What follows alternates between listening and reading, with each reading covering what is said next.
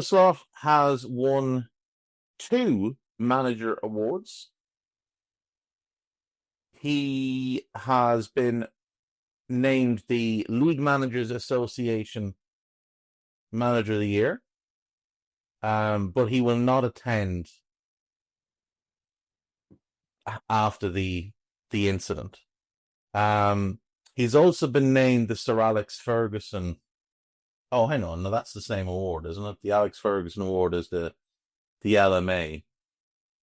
He was given a second award. What was that one for? Oh, I don't know. He definitely won 2 awards. The LMA is the big one. It does look like we're edging ever closer to winning the race for Florian Wirtz. I think we've won the race. It's just a matter of getting the final terms agreed with Leverkusen and getting his name onto a contract. That appears to be a formality at this point. Frimpong is a formality. He is in Merseyside to finalise his deal. And it does look like the Milos Kerkez deal is getting closer and closer. We have links today to Hugo Ekitike. Have to say, not overly keen, but look, if he's who the nerds settle on, then so be it. The price is extortionate, and I don't think he's ready. I like the player. I think he's very, very talented. I just don't think he's ready. I think he needs another year. But it's become quite clear that he's not going to get another year at Eintracht. He wants to move. He wants to go play for a more high-profile club. I think he might be being badly advised for the second time in his career, the first being when he was advised to join Paris Saint-Germain, when he clearly wasn't ready for that move either. But if it's not us, it's going to be probably Chelsea, though others are interested as well. I'd almost be inclined to let Chelsea go there at that price, because he feels like a player that might struggle for a year in the Premier League. There's no doubting the talent, though. Like, this is a really, really skilled forward, a very unique profile of player at his height with that technical ability. He doesn't have great pace. He's got good pace. He just doesn't have a good burst. He's quite like Cody in that regard. He doesn't have a burst over a short distance. Over longer distances, yeah, then he can really ramp it up. But I don't know. I think there's some things to worry about. Ryan Gravenberch will miss the opening Premier League game of next season for what This Is Anfield are describing as his unfortunate moment. There was nothing unfortunate about the red card.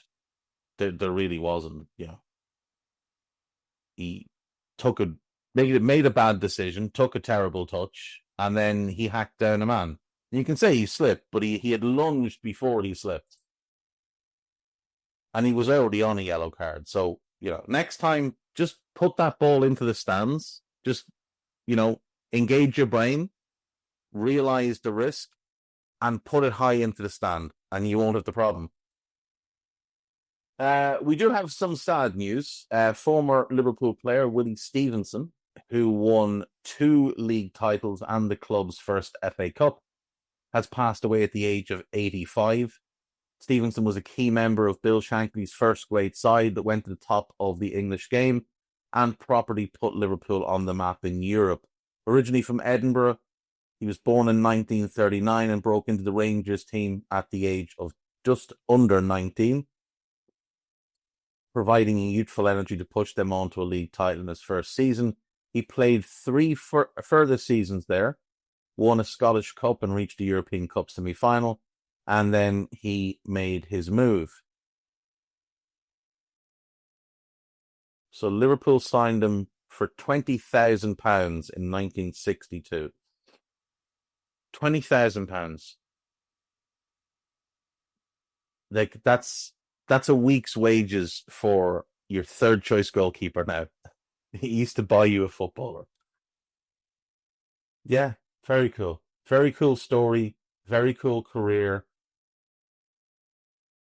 Rest in peace, Willie Stevenson. Right, moving on. What else do we have here? There's obviously quite a bit on This Is Anfield about the parade. There's also some stuff about the horrible incident and the aftermath. So I'll leave it to you all to check those out as and when you want. Can I just say one thing further on the person who perpetrated this? His name has not been released. Okay, now I'm sure there will be people who know who it is. I'm sure there'll be people from his area who know who he is. Can we all just remember that his family are not responsible for this and ensure that there's no recriminations against his family? They're not responsible. It is the act of one person, and he is the one that should be held to account. On Liverpool.com, there is a piece about Florian Wirtz.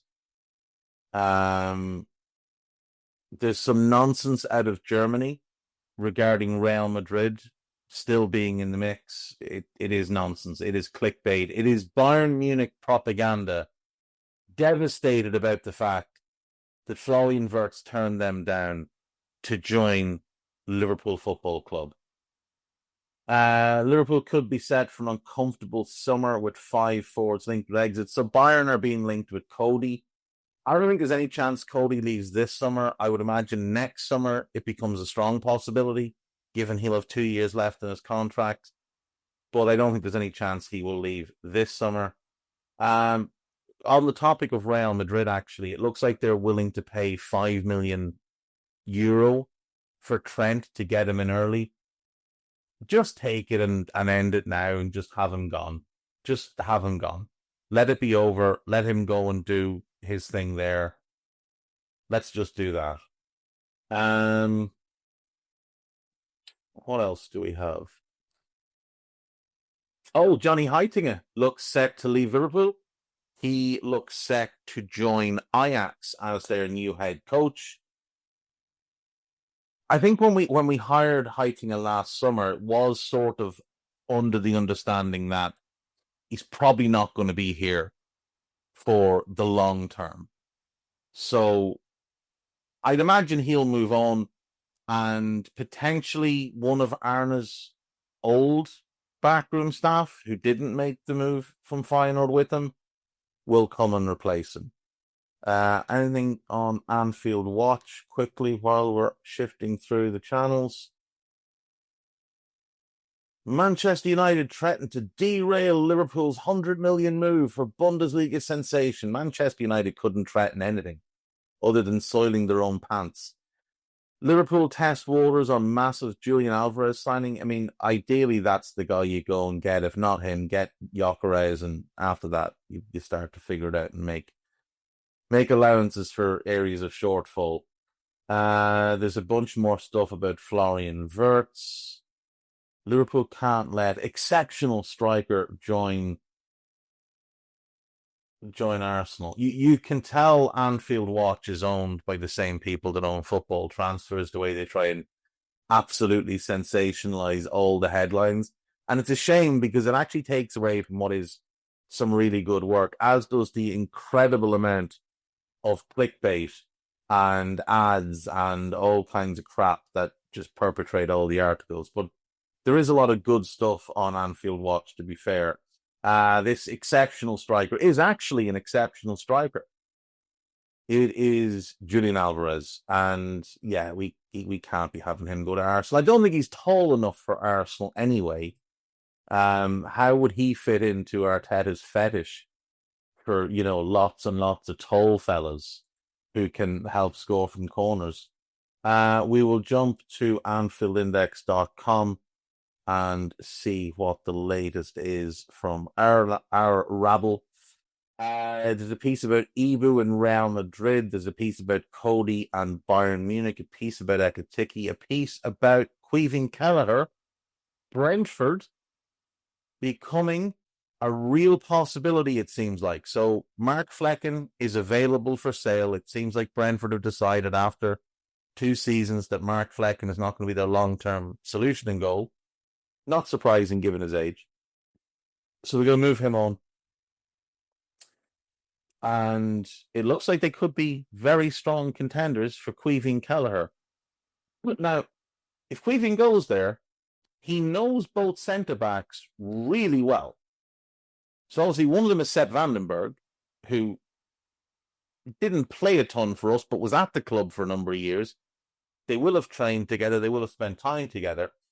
And the other one's Nathan Collins, who he plays with for Ireland. So, and they formed, Vandenberg and Collins formed quite a good partnership this past season.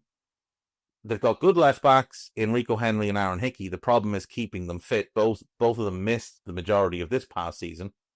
At right back, they've got Michael Coyote coming in from Fiorentina on a permanent deal. Obviously, was in on loan from January. He's really good. So it could be a pretty strong defensive line. You've also got Christian Norgard, a good defensive midfielder. So it is a strong defensive group. There's likely to be significant change in the attack because you'd imagine Mbomo goes, you'd imagine Vissa goes, but all pretty good. I think that would be a really good move for Caoimhín. I think it's the right level for him as well. Podcast-wise, there is a new Media Matters out today. David Lynch, Dave Davis, give that a listen. And if you're looking for an old school, there is a new old school. It's me and Gags. We did it live on YouTube, and then the podcast version has come out as well. And that's it. There's going to be tons more coming this week, but I have to jump, so I will see you all tomorrow. Bye-bye. Reds, it's Jack here, and that was a clip from one of Anfield Index's audio podcasts. If you have enjoyed the video, make sure you do like, share, and subscribe to keep up to date on all things LFC. We record around 100 audio podcasts every month, with our shows featuring match-going fans, top journalists, professional analysts, and even Liverpool legends along the way. With the great Dane himself, Jan Molby, joining us every single week. If you want to listen to all our podcasts for free, head over to anfieldindex.com/podcasts. Our audio shows are available wherever you get your podcasts. Just search Anfield Index. Or if you prefer to listen to all our podcasts in full and without any ads, why not head over to AI Pro today to check it out now at AnfieldIndexPro.com. If you want to get involved in the great growing community of Liverpool fans, check out the Anfield Index Discord. The link is in the description. Do get involved with that from Reds around every corner of the globe. For now, Reds, hope you enjoyed this video.